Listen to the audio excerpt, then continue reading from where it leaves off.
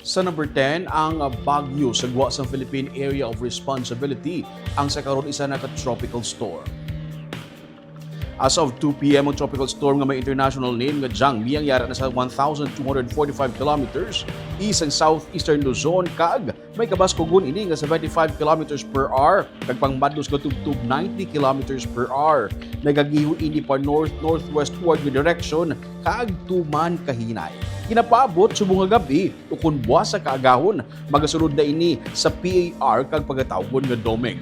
Mabaskog pagid ang Bagyo Doming kag sa Sabado ginapabot nga yari na ini sa typhoon category samtang yara sa Philippine Sea.